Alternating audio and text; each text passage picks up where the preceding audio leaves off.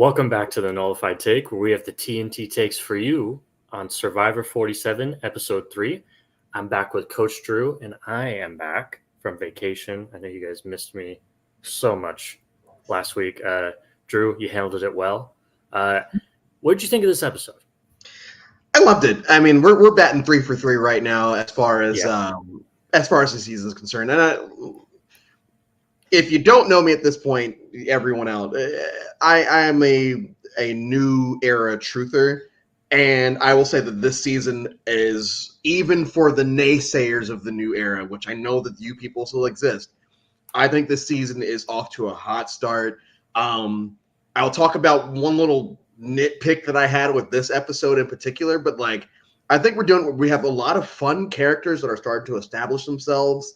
I think that the gameplay, for those that like that, has been going very well. I think that most of the players are recognizable at this point. We will talk about one that isn't as of yet. And I feel like that there are very interesting dynamics on every single tribe, and that leads to something that's going to happen later in the episode. But how about yourself? Oh, yeah. I mean, I think, seconded on everything you just said. But not only are the dynamics on each tribe very interesting, but I can actually articulate and tell you right now what each one is. It's laid out very well. And I think this is really benefiting from the 90-minute format. And also, I feel like, I'm one of those guys, and I'm sure you are too, where after a season happens, you like to read all the postseason stuff and you find out things are happening and things are even more interesting than what you see.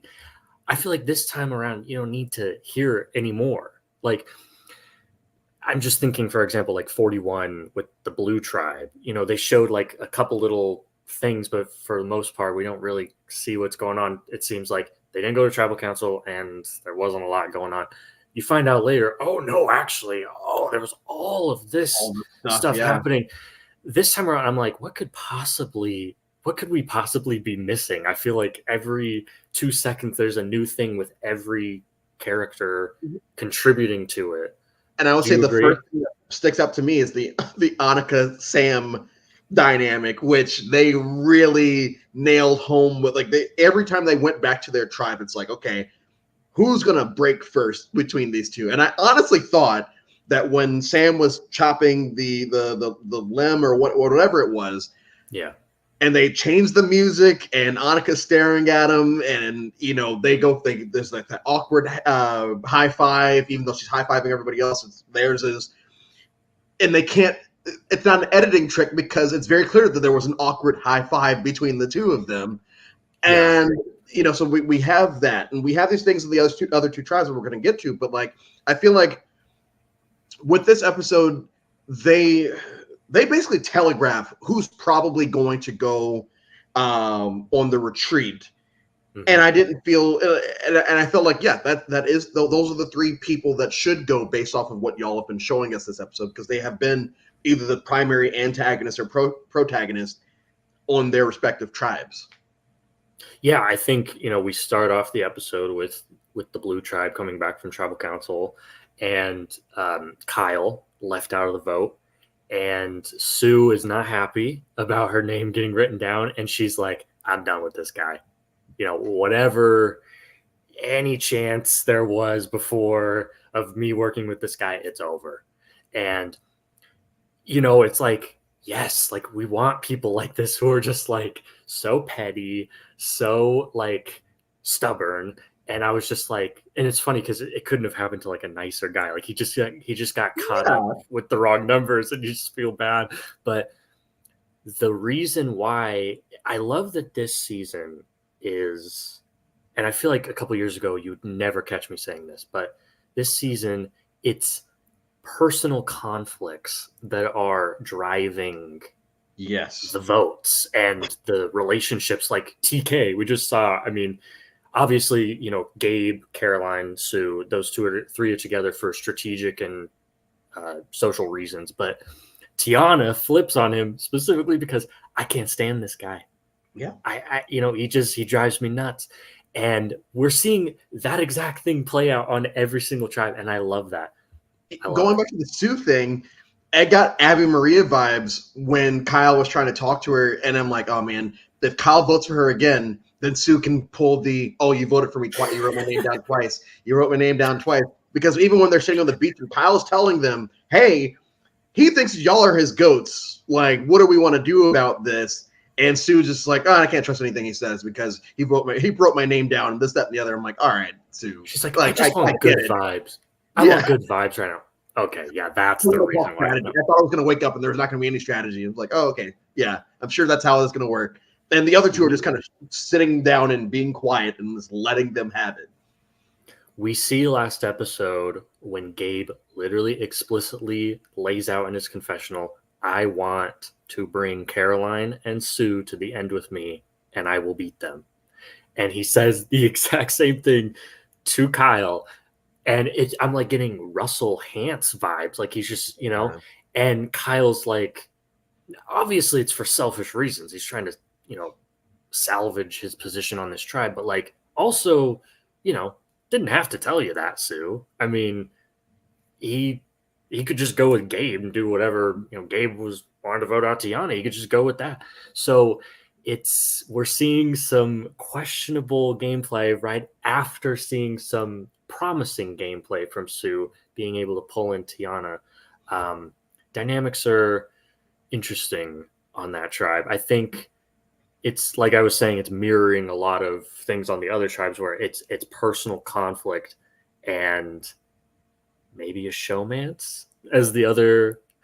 Yeah, I know that's jumping the gun a little bit, but like both the fact that they committed basically half a segment showing these two saying there is no romance. Hey, I've got a fiance back home. Hey, if you're watching this, there's like, don't worry, we're all good here. I'm not with this person.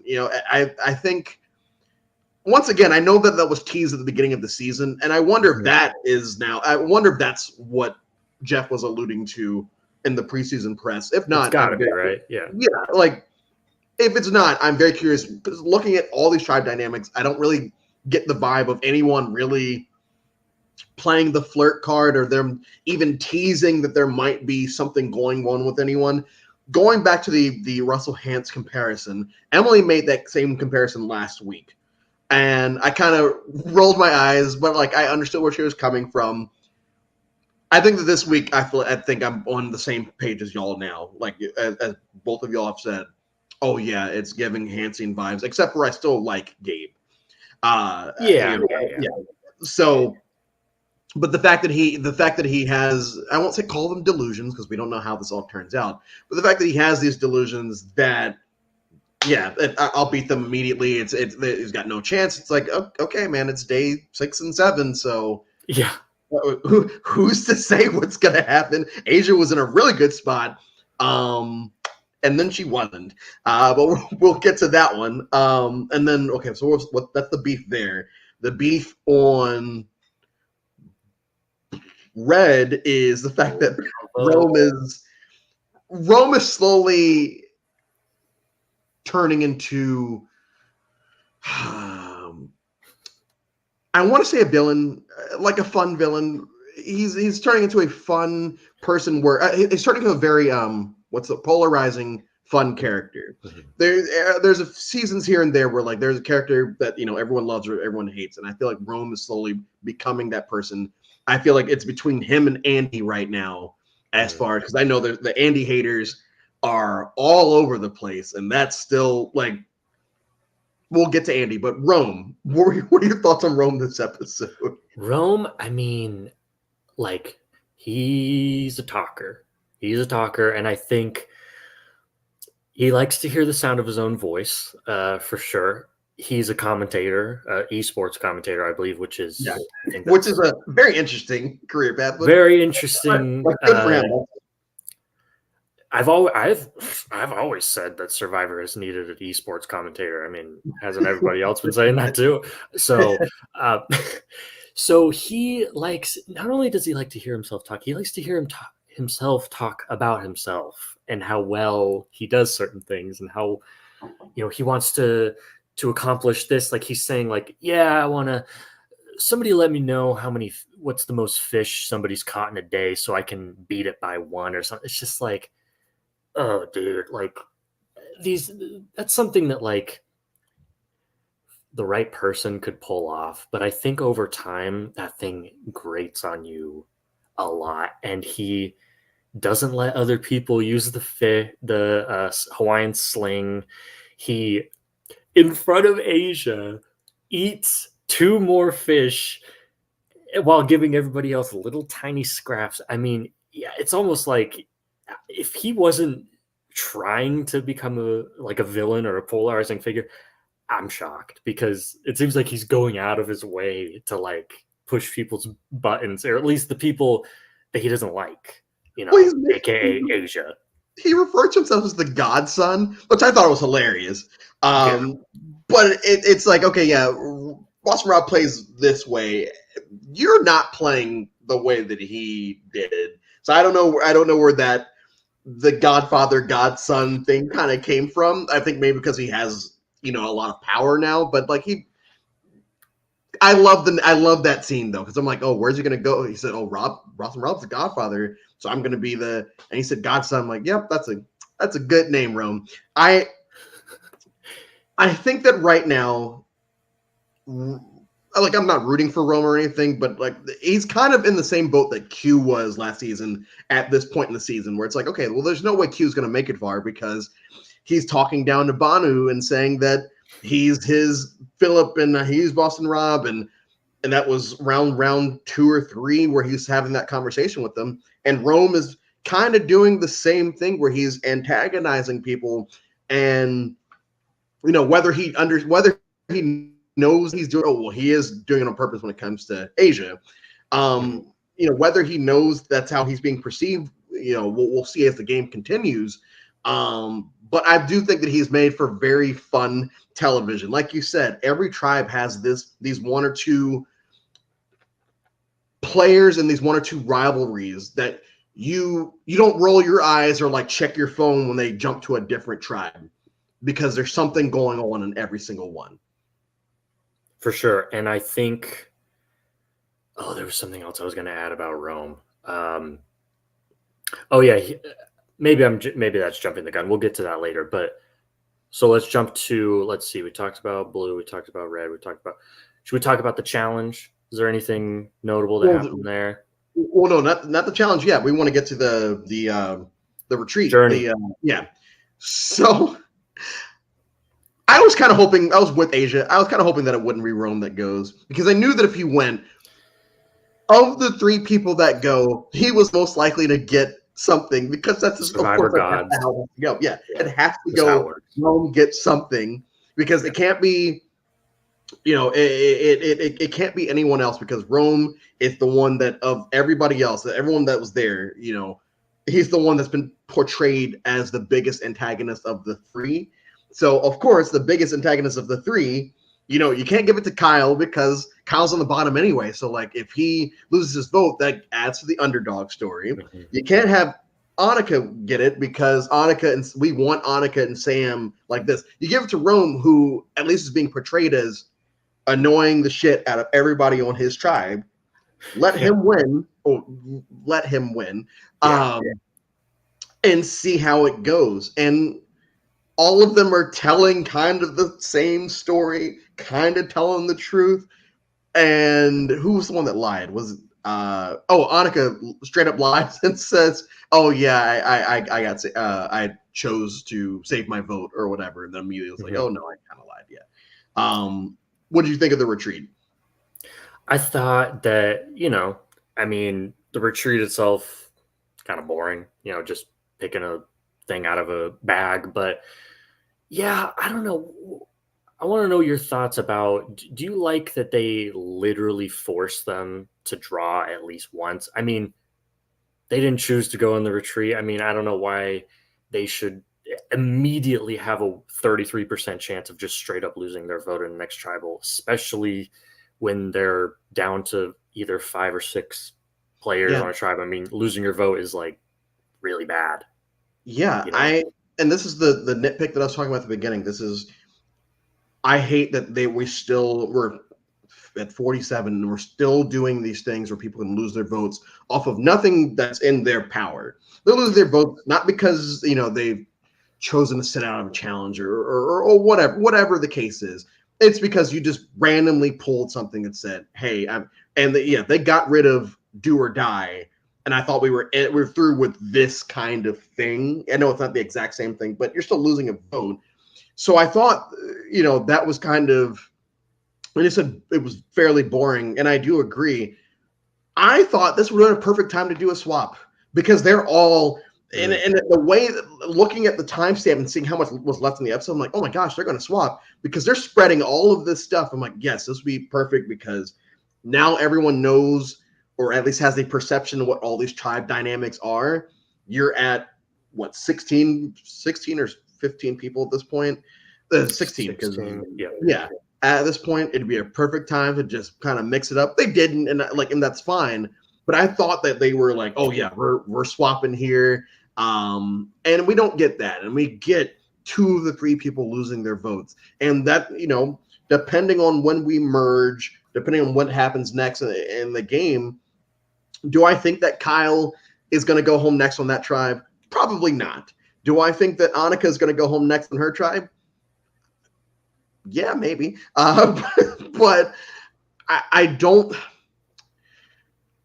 think it should be. I don't think that the losing of the vote should be a twist in the game, and that's just my personal opinion. I like a lot of twists that they've introduced throughout the years. I don't like an abundance of twists in one game, but I also don't like when you can just lose your vote just on a whim, basically. Yeah, and again, I think it pairs really badly with the starting with 3 tribes of 6. It's just way too important to have your vote, and I'm sure that that's why they did it, because they want it to be important. But I just don't get the obsession with wanting it seems like people to lose their vote. I don't find it that interesting. I think it just kind of makes it more wrenches in the gears or whatever, and could take it or leave it. Yeah, leave it. and honestly, the best thing about these retreats are when people spread. I mean, we got the Banu thing last year where he's just straight up like, "This is everyone. This is who's running things," and Kenzie's going to be the winner. Lo and behold. Yeah. And so this time, whether they were telling the truth or not, everyone is sharing things, and they're sharing just enough that people can trust, that the other 2 can trust them. Mm-hmm. That's where we get this faux showmance rumor. This is where we get Rome throwing 2 people under the bus from his tribe, so that if there is a swap or something, those 2 are looked at as the threats, which is a very good play on Rome's end. As long as those 2 don't make the merge, which one of them is gone, so if Saul makes the merge, then maybe something can happen there. But I think that all 3 of them played it as well as they could, as far as the interactions with the other 2. Now, how they did when they got back to camp, that you take it or leave it. But I am curious to see if they do this again, if the same narratives continue with oh yeah, this person was telling the truth, it is this, or this person is clearly lying, it's actually them that's running the tribe. Right. Yeah, and I don't know how many. I feel like they've been switching up recently. Like, didn't they merge like the mergatory like at 14 like a couple seasons ago? I don't know. So I don't know how many more journeys there will be, but yeah, you're right. I didn't even think of that yeah, they can kind of corroborate, like, hey, this person told me this and this person told me this is true. And again, that will kind of show like who's willing to say what, and who's will that information lead to a strategic relationship moving forward in the merge. I'm very eager to see that as well. Now when they get back to camp, who did the best job of telling their tribe what happened? I think Kyle. Yeah. I mean, just told the truth. I mean, He literally just told the truth. yeah, I mean, obviously people think of Survivor as like you gotta lie here and lie there. You gotta, have this, intricate web of lies, and that's the only way you can sometimes just tell people the truth. Just how it works. And there was no fluff in it. I mean, if he told the story exactly how it was portrayed on television, then he really just sat down and said, "Oh yeah, the three of us were there. We had a 1 in 3 chance of pulling something or whatever it was. I pulled a bad one. I don't have a vote. There you go." And he's saying that while he's on the bottom, and he says something like, "I'm burned at next tribal council." He says something along those lines. It's like, yeah, you just straight up to say it like that, because in that situation, like I said, I think that of the three, Kyle is the least likely to go home with their next tribal. Yes, Rome didn't go home today, so like that. And I still think that Annika has a better chance at going home whenever they go again than Kyle. Because I do feel like he can ingratiate himself with folks on the tribe, especially if he just sticks to his guns and sticks saying, "Hey, this guy is clearly trying to play everyone. Let's do something about it before he moonwalks his way to the end to lose." Because if we wanted to make the Russell Hands comparison, then that's what's waiting for him at the end of the game. So yeah, Kyle. It's got to be Kyle. Yeah, I agree. I think that Rome, not very good. I think he definitely thinks he's a better liar than he is. I think he says something like, "Mom, I'm sorry. I'm sure you're watching me thinking, whoa, you're such a good liar. I'm not proud of you anymore." Rome, nobody's buying it. Nobody's, that's what the godson comment eventually. The godson, yeah, he's the godson now. And then Annika, I mean, she straight up lies to everyone, but then she pulls her alliance members aside. It's like, no, this is actually what happened. And I think probably the smart play. I mean, you don't want Andy. I don't know. Yeah, might as well just not tell him if you don't have to. I mean, he's on the bottom and he's trying to do whatever he can, and that's just more ammo. Now back to Rome. I think this is the first time I think we see Saul. Well, actually, I guess Saul's still just kind of all he's ever talked about is Rome. I think that's the only thing his confessionals have ever been about. And I gotta say, I kind of love Saul. I think he's a needed presence where he's just like cutting through Rome's bullshit. Just like terrible liar, Rome. And I think that, he just kind of reads him for filth. And I think that's hilarious. Yeah, I'm glad that we finally got Saul content this week. I mean, I could say that almost universally with the Red Tribe, because up to this point, I feel like it's been very teeny Asia, Rome heavy. I feel like those have been the three main characters on that tribe. So Saul's who Saul. I didn't even know he was on the show until this episode.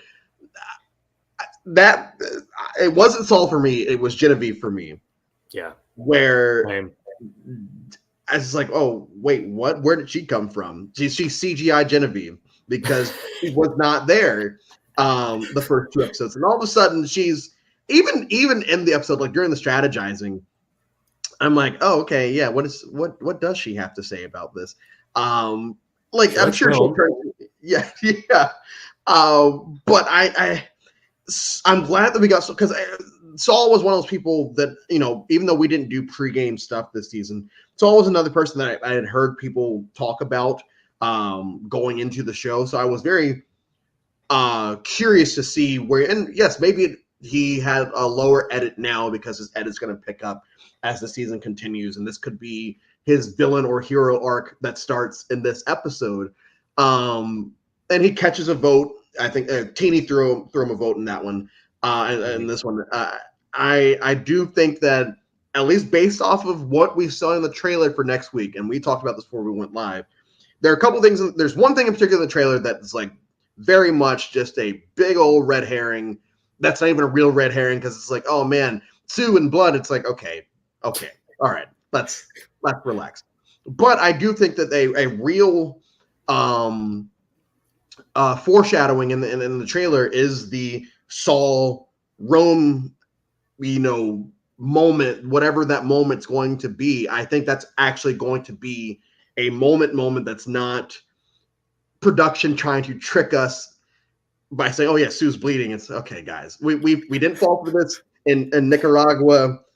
We're not going to fall for it now. Yeah. So I'm very excited now that Asia's gone. Maybe Saul versus Rome could be a storyline that has legs. It's like is it Abby Maria, where it's like, you say my name, you're dead. It's like whoever Rome is saying, like Asia's, excuse me, I said it wrong. Asia was going after Rome, you're dead. Saul might be the same thing, but I kind of hope not, because I agree with Gabe in the comments. I think this is a fun rivalry between them. I think it's just like two very different people, two very different personalities that they just don't click.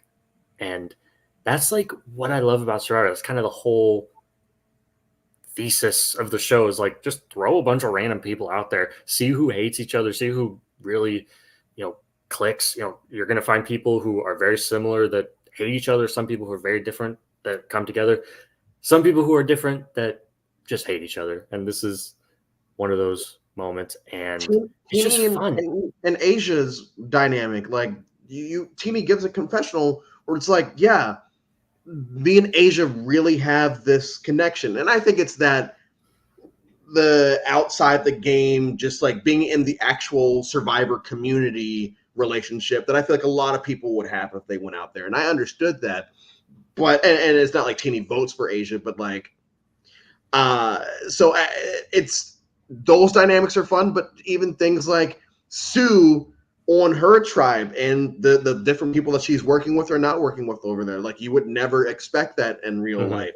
The fact that it seems like, so this, I know we keep going back, or I keep going back to this, but the Sam Annika thing, there was a moment, and I know that they would never even put this on the show if it actually happened, but there was a moment where I thought that they were just going to come to blows, because it was just like the tension was, even though the music was, the tension was just like, man, they really just want to fight each other. Mm-hmm. And I think that was the scene where they talk about the wall. Andy's talking about the Survivor wall, and it was like, I feel like some people have hit the wall pretty hard, 6-7 days in. So I don't want Annika or Sam to go anytime soon, but I do feel like one of them's going to. I think Andy, like we said 2 weeks ago, I think Andy's fine. If he all he's do is make it through one more episode, and he's going to be fine. And I think that there's no way that Andy's going home. I think everyone clipped that so that when he goes home next week. Yeah, seriously. No, I think I agree with you. I think that, even, you think about it like strategically, but even just like kind of just my vibe, I just feel like Andy's going to go far in this game. And I feel like, just kind of like, I kind of hope like Rachel goes home on that tribe, just because, nothing against her, but just like, my winner pick, so like cool your Jets there. I mean, that's why I wanted to go home, because I just don't want to hear. No, but it's mainly because every other person is like really like part of a continuing storyline. Sam versus Annika, Sam and Sierra. People think they're dating, which weird but kind of funny. Yeah. I don't know. Andy, obviously, I think it'd be very interesting to see, like, can blow up in episode 1 to winner arc. That's cool. I think there's so much potential in this season, like, especially when they merge. Like, I'm just like trying to see where it all fits in. I feel like Andy's probably going to sell out his tribe because he's just done with them. And what's Rome going to do? Who knows? Maybe Rome and Sue. That'd be great. Rome, Sue, and Andy, and Gabe. All these people on the same beach. I'm just like, oh wow, yeah, what's gonna happen? I think I'm very curious to see how the haters of the new era are perceiving this season. And I'm probably not going right. to learn about it until after the season's over because I don't want any negativity while I'm watching. But I'm curious to see how they're perceiving this because I feel like this has been very good. Mm-hmm. I know people in the community that think that 46 is the worst season in the history of the show, which is just insane. But there are folks like that, and if they thought that 46 was the worst season in the history of the show, then I fear for what they think for 47. Even though I feel like 47 has so far, like I said, it's only 3 for 3. Mm-hmm. If they end up batting 3 for 14, not the best, not but the best. I think we're also a great start. I think that, you know what? I'm just going to say, I think if you just rate on these 3 episodes, if you keep that going, even if it dips down a little bit, I think this is the best season of the new era. I mean, yeah. I mean, if you just if you were to give like a 10 out of 10 score to each of these episodes and do that for every other season as well, I think it all averages out where this one's probably the best so far. And I feel like the biggest weakness of the new era seasons is the pre-merge, at least for me. And I think for a lot of it is. Yeah. I mean, it doesn't get interesting until, and that's definitely not the case so far. I mean, we're already sitting with fantasy booking the merge because there's so many dynamics we want to see. Yeah. Yeah. And if all of the tribes go into the fake merge, whatever, fairly even, are these rivalries? Are they all going to throw each other under the bus? Are they going to be strange bedfellows? And they're like, okay, are there going to be 42? Was it 40? You were 42. They tried a cool kids alliance versus everybody else alliance, and then that kind of didn't work out. There's a lot of different ways that this merge can go, and I don't think so. Let's say we do fake merge at 12, and we're at 6. We're at 15 now. Mm-hmm. I don't think there's 3 people in the, okay. There might be 1. I don't think there are 3 people in the game that if they left, I'd be like, oh, okay, well then, the merge is not going to be anything now that they're gone, if that makes sense. I think that everyone would add a fun dynamic to the merge, and if we lose fun characters along the way, it's all good because we still get everybody else. Yeah, I totally agree. And I just wanted to say this. I think going back to the whole Sam and Annika thing, when I think he said this right after, she's like, oh, can you cut this clothesline or something? And he's hacking it. I'm like, he's just imagining that the clothesline is exactly. And she's like, wouldn't it be easier to saw it or whatever? And he's just like, and then immediately just tears it out. And then he says something like, yeah, I'm trying so hard to show that I'm not annoyed with everything that she said. I'm like, you got to try a little harder. You're doing a great job, Sam. Yeah. It's totally not obvious. Andy totally doesn't pick up on it and give a confessional about how he's going to take advantage of that. No, it's this is what I love, where it's they literally just hate each other so much that they cannot even, in a game where it's you're out there and you're so immersed and you're so in the game where you're like, I'm literally going to mask all of my true emotions to only show the ones that are beneficial in that game. This case, it's so strong you can't, because it's just, you're that freaking pissed off. Anyways. I would like to see a new era season with no idols, advantages, or penalties. That would be unexpected, probably. I don't think that they would ever do that. I for years people have been and I do agree with you. I would love to see a season like that again. That's why I watch old seasons, because I don't see them ever doing it, because Survivor has now trained us for the last 27 plus seasons of idols, advantages. You need all of this to make big moves. You need all of these things. And you just kind of, I feel like they've programmed a lot of people into thinking that that's what the show needs and that's what the players need to navigate the game. When you have 10 seasons where they didn't have any of that. They had they had mix-ups, they had swaps, and that was really as big as the twists went. How they did the swaps were as big as the twists went, and then all of a sudden, and I don't hate idols.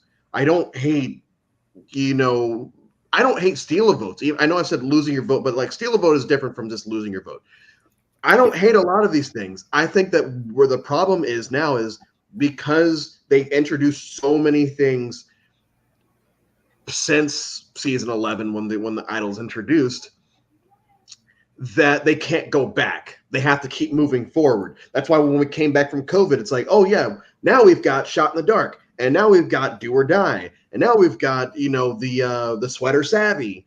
We've got Knowledge is Power. They can get rid of some of them, but they're never going to get rid of everything because fans are expecting it. Yeah. And for better or worse, that's I don't see them ever doing a back to the basics type thing. I agree with you that I would love to see, but I don't think they would ever do that. Yeah, I agree. I think that a lot of fans, maybe not like the super fans like all of us, but a lot of, people who just flipping through the channels and see the Survivor's on, they are probably going to be like, "Oh, where are the idols? Oh, there's no idols. Oh, that's weird." Okay, that kind of makes it less interesting. Like I don't think that there's a large cohort of people that agree with us. I think it's kind of our own little circle that want to see that. And yeah. And also, like you said, it's never going to happen. It's unless they completely clean house at the production department, which they're not going to do. It's never going to happen. So have you felt Sassy Jeff really coming out? Was that because positive feedback, or he's angry the celebrity was voted out first? I didn't. Did you feel like Jeff was being sassy? I felt. I mean, the Rachel scene last episode, which I know you weren't here for, but like that one was weird. But like, I still didn't feel like it was that sassy. It was like, no, give the rice back, or no, pull it out of your pockets. It's like, all right, dude, fine. I haven't felt he was being sassy. I don't listen to his podcast either, so he might be being sassy on there. But yeah, I'm trying to think. It might just be the Rachel moment, which, by the way, I'm sure you talked about this in the last episode, so I might be misremembering. But that was not her. In that, like, when they like played the clip of somebody taking the rice out, that was not her. I was like, they like shot it afterward, and I think that's like. Oh no, I think Jake froze. Well, while Jake is frozen, so honestly, him bringing that up, I didn't even think about the fact that was not. Oh, okay, Jake. Okay, you're back. You're back. So I was saying that was not her in the clip scene, they showed. Yeah, and I was like, people are gonna say, "Oh, Survivor's fake." See, they put in another contestant to refilm. Like I remember, have you gone down the rabbit hole of people who are completely adamant that this show is fake? I don't go down the rabbit hole. I know those people pop up in like comments on YouTube videos I watch, but I've never like taken the deep dive because I don't like doom scrolling, and I feel like anyone shitting on Survivor, I would just get overly. It's like when people shit on Lost, I get overly pissed off, and I'm with you. Remove myself from the internet. So like, yeah, if I can't do it. So, but what now? You've opened a can of worms. What do they like? What are they saying? They use the fact that like they like sometimes reshoot certain scenes that like had already happened. Like for example, I think the most infamous one is when when Boston Rob faints in Heroes vs. Villains. It's getting the best of me. I mean, come on. Nobody was fooled by that. That was not when it actually happened. Jerry looking around, oh, Boston Rob, oh dear, what happened to you? So it's like, yeah, I'm probably like the only one here that knows about this, but there's this whole group of people that like use these little moments to be like, Survivor's completely fake. Everybody is like, it's kind of like the flat earth people where like they believe there's like a whole network of people like deliberating with each other to to keep the lie. It's crazy. So The great lie of Survivor being and like, so wait, what? I must be the only person, but that was the first thing that I thought of when I saw that. I was like, that's going to be used in a new little blog post or video online to prove that you knew about it. Okay, so I'm not alone. I'm Yeah, not I had completely no crazy. idea. Like, I knew there were people like that, and those people have been around since 2000. I remember, I Mm. think it was David Letterman used to make fun of, like, oh yeah, the show's fake, and then after, I think after the Scoopin' episode, he was like, oh man, maybe this is not as Yeah, fake, as we all thought, or not we, but like those folks thought yeah, it was. Yeah, RiceGate, the gift that keeps on giving. I feel like that won't be the last time we talk about RiceGate this season. But yeah. let's get to the challenge.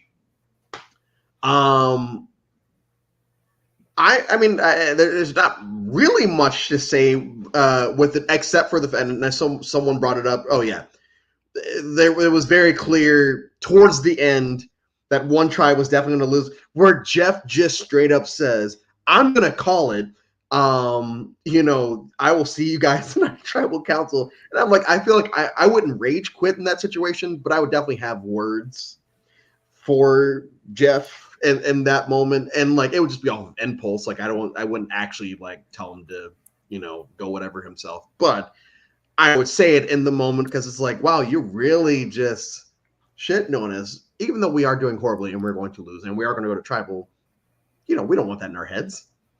Yeah, maybe that's what Gabe was talking about when he said sassy Jeff, because Oh yeah, that yeah, was definitely. pretty. And I guess you could just say more like blunt Jeff, but I think he kind of jumped the gun a little bit. Obviously, he ended up being right, but like, was that, well, maybe not actually. Both puzzles were basically already complete, but yeah, no, I'm with you. Like, if I were there, I'd be like, Jeff, what the fuck, man?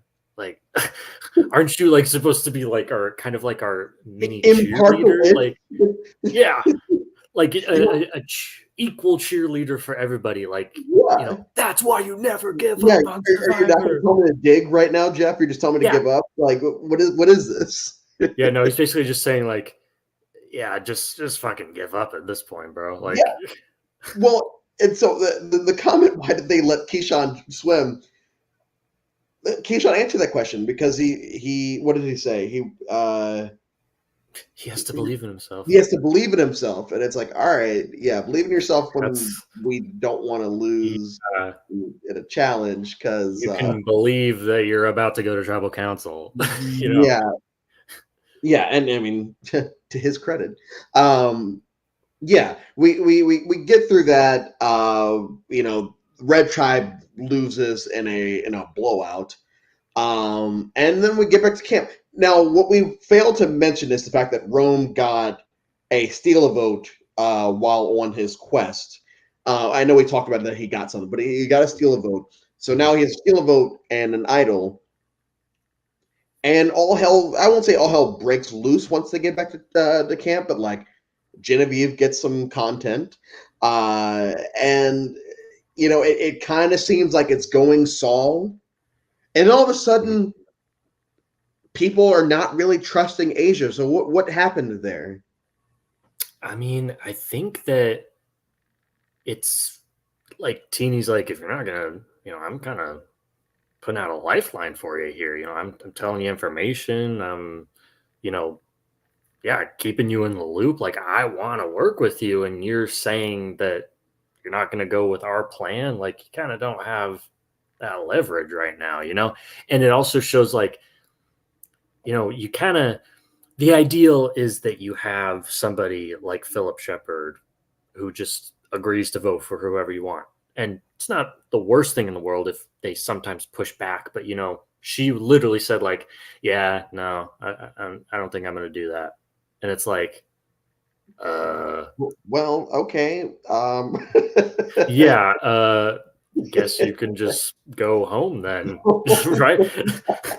Like, and I was like, wow, like I just did not expect that to come from her. Like, I thought she would be like, she would have the awareness to be like, oh no, I just got to take whatever's given to me right now. Like, I'm not in the greatest spot right now. Rome is safe. they're not voting for him, and they're probably not going to vote for Genevieve either. Like that leaves me and Saul. Saul's a big guy, probably not the ideal for them to vote him out. I'm in danger, and exactly like it's boring, but like just It's pre-merge. You might as well. You might as well get the yeah, boring stuff out of the way now. Save yourself, yeah, and and live to see another day. it's not like Saul and Asia were like this unbreakable tight pair. Like I just don't know. I understand where she's worried, like, oh, you let Rome and Genevieve get by, you know, don't want you want to keep as little numbers with Rome as possible, but that's just not the idea. That this is not an ideal situation. You're gonna get unideal results here. Yeah, I was disappointed to see Yeah. that because I liked her a lot. Well, so I'm kind of biased where I mean I'm always going to root for the POCs, of course, but everyone had put Asia as like their winner. Like it's between her and Teeny for most people. Her, Teeny, and John for most people. So I was like, all right, well, I don't want any of these people to win because everyone's. It's like the Ricard effect of when Mhm. 41 get announced and everyone's like, oh, Ricard, Ricard, Ricard. It's like, well, now I want Ricard to lose. Like nothing. It's Yeah, not a personal thing. It's not anything other than I have to be a contrarian and I have to be. I have to go against the grain here, so I can't have this person win. So when Teeny, Asia, and John are getting all this love, it's like, well, I can't have that. I can't have that. I got to root for Rachel. So we're 2 for 3 on that right now, and I actually do feel like I do want Teeny to go farther in the game, and I feel like they're in a good spot right now. Probably could.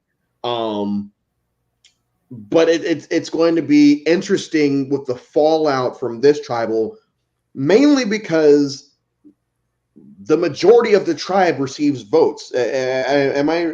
Is it half or majority? I think 4 of the 6 people get votes, or is it just 3? If you include the negated Rome vote, yeah. Yeah, 4 of Rome, them. yeah. So Rome, Genevieve, Saul, and Asia. so majority of the tribe catches votes. That we already talked about the preview with Saul versus Rome. There could be a lot of things that happen here, and the red tribe is still, I would say, of the 3 tribes, I feel like they're still set up pretty well to do well moving forward, whatever that means. They could get a challenge next week that none of them can do. Right. But I also think that the red tribe is most likely to stick together of the 3, because on the yellow tribe, Sam and Annika wanted Andy gone last weekend. Annika wants Sam gone this time. So we see that over here on blue. Who do we have here? On blue, we're dealing with Kyle and Sue yeah, are and yeah. Sue doesn't want to work with Kyle, even though Kyle's basically telling her the truth. I don't see them stick. I do see Red, if Red loses one more person, or even if they don't, I do feel like of the 3, Red would stick together the longest Mm. of the 3. Would you agree, or do you Yeah. feel like It could yeah. I don't think I agreed with you at first, but then yeah, when you go through the other tribes, yeah, I guess because I don't think Teeny and Keyshawn don't really want to work with Rome and Genevieve. Like it's kind of like out of necessity. Like this dude has an idol. He could play it for himself or Genevieve. We're just not even gonna go there. Like we'll just vote with them. And so I'm curious, like they're keeping them close, but what's gonna happen when they get to merge? Like, are they just gonna kind of let him do his thing and implode on his own? Are they gonna tell people like, yeah, we've worked together, but like honestly, if you want to vote him out, like be my guest.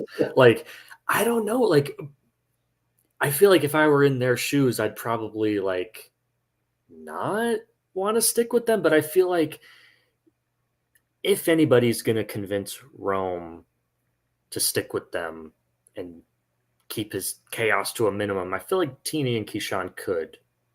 So, but I don't know. I mean, how long is his idol good for? Rome played his. And Gabe played his as well. Is it Sam? Sam still has a vote that's only good for one, I believe. Yeah. Yes. But I don't know if we're talking about. I don't know if we're talking about Sam with the comment. So if yeah, but the whole thing of going to this question, what damage can Rome make now because there's no more idol, the extra vote, then what? Oh, the steal vote. Yeah, the steal. So and I wanted to ask you this because I might be mistaken, but when he plays the idol, it kind of sounds like he said he got it on the quest. Is that what he said? Like, did I hear that right? I think you heard him right. I think he said, like, I got a little something on the retreat. Yes. And so, which is weird because he told, so I guess that was only for show for Saul, because he told Teeny that he got the steal a vote there. So kind of interesting. Yeah. So, I mean, having said all that, he still has to steal a vote. Mm-hmm.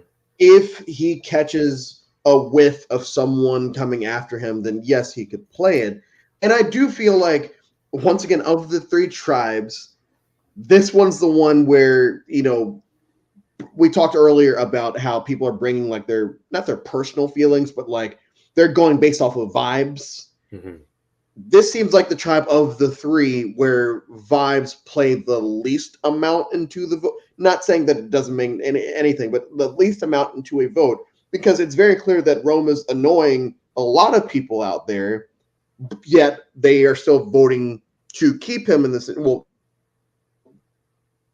not they didn't vote him. So, having said that, he might not even need protection.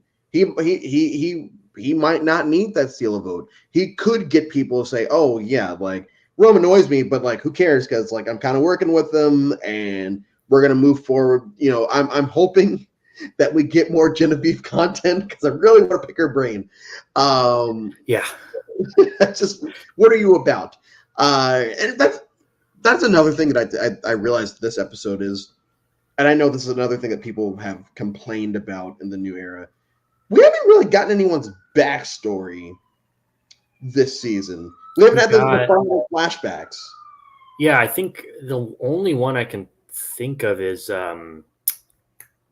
Kyle. He talked about being in the foster system, and I think they were more brief. Like usually there's dedicated segments, like in episode, even episode 2 or 3. Like I think D got one. In 45, Emily got one. So. You're how his dad abused him and made him climb up a mountain when he was 3, and inspirational. And it's like that's not inspirational. That's not inspirational. Your dad abused you. Yeah, exactly. Oh my gosh, I forgot about that. That was crazy. I zoned out when Kyle was talking about the 1 and 3 thing. I think I had like, I don't know, I was cleaning my room or something, and all of a sudden I like zoned back in, and Kyle says, "Have a 1 in 3 chance at dying." And I'm like, did I just miss a Kyle backstory? Like, did he have some type of? And then they cut to him pulling the slip. I'm like, oh, okay, never mind. Now it's Sue that has a 1 in 3 chance of dying next episode because there's blood all over. Even when they cut to the blood in the trailer, and it's very clearly just the I don't even know what to call it. The powder. Powder. It's like, yeah. And I'm like, they could have put anything in the trailer, and they went with that. Did they tell them, like, pretend that this is blood? Who sees that and is like, oh my gosh, Sue just died. Her blood is all over the. Like, I'm just like. It adds to the conspiracy theories, though. If your conspiracy theorist if your conspiracy theorists really want to put together a reel of stuff, they can pull that clip from the trailer and try to portray it as that the show tried to show that as being real, which we all like. Anyone that watches the show knows what this is. This is just a very silly red herring for it to be Sue. What's going to end up happening is Sue's going to find something in the woods. She's going to bust it open. It's going to be red. They're going to come up and there's like, oh my gosh, Sue. And it's going to be like, oh, you found this. Congratulations. But to these jamokes out there that apparently have this deep-seated whatever for the show, they could easily. I'm really like stuck on this now. I need to. This is why I don't pay attention to this. Yeah, so this is why I don't pay attention to it, because I just get so aggressive.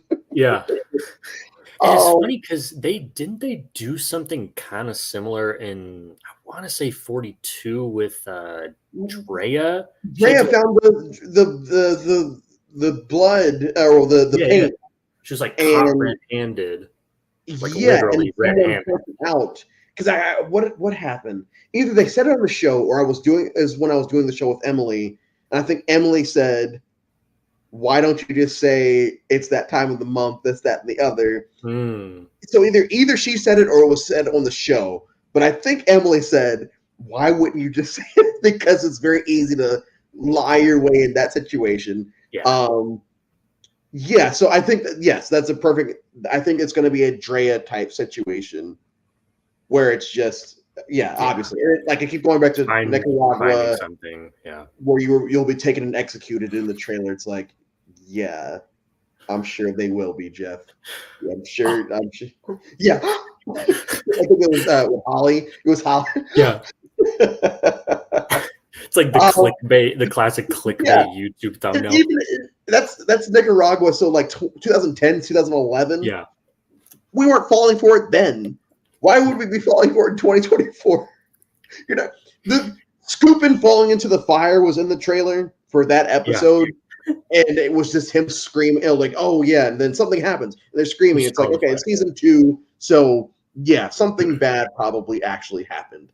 Yeah. But by 21, it's just being played for, whatever. Final thoughts on the episode. I mean, I'm just really, really digging this season. Just straight up. Like, this is probably the strongest start. This is actually not probably. This is the strongest start to a season of the new era, I think. Yeah, and probably overall, since like 30...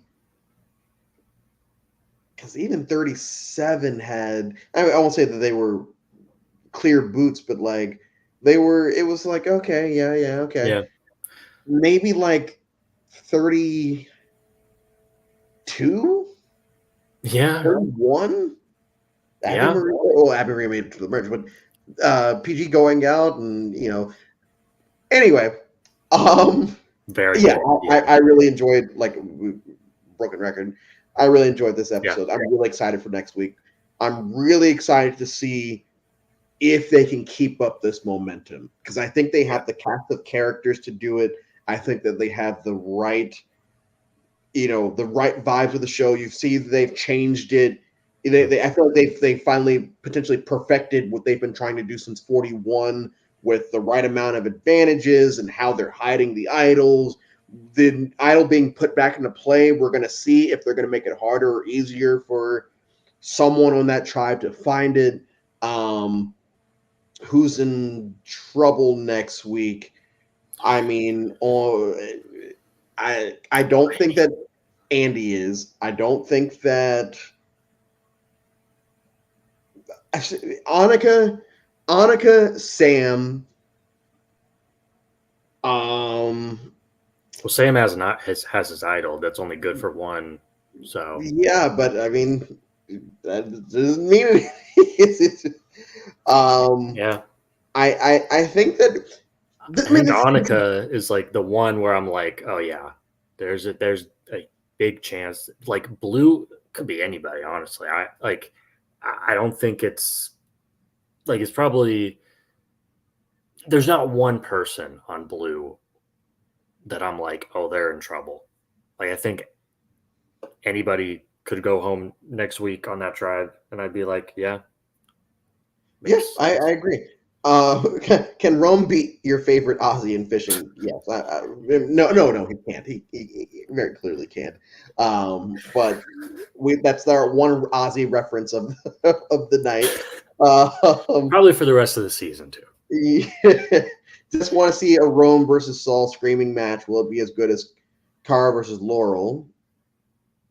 Kerr versus Laurel. I'm assuming this is Australia, or Maybe. maybe it's got to be Australia because I haven't seen, or I've only seen South Africa. So I'm not sure. Yeah. No, but I'm definitely looking forward to whatever because I mean, I don't know what it's like Saul like wants to talk alone or something and like Rome's not letting it's just like ridiculous. Like I'm just excited. I haven't. I've watched the one season of the challenge with Tyson and all those guys. Oh, So yeah. like, yeah, I haven't seen challenge either. yeah, I don't. The my least favorite thing about Survivor are the challenges. So like, I don't care. I don't care about That's challenge. kind of my view. I know it's like I think this channel is definitely probably known more for its challenge content, so that's probably surprising that neither one of us have really seen it. But Okay, so we will be back next Friday, 9 p.m. Eastern Standard Time. Hopefully to discuss another good to great episode of the show. Thank you all for continuing to tune in. It's been a lot of fun. I'm glad to have Jake back this week. We'll be creeping in the comments, and until then, Jake, final word. Let's keep the ball rolling on this season. It's the most mid challenges. I cannot wait for the 16-day Australia versus the world thing so that y'all can hop off of your high horses about how your game is so much better than the American game when your game is now 60. I'm being very tongue in cheek. Like that's Australia's a fine game. But yeah, we will see you all next time. Grab your torches, head back to camp. See you next time.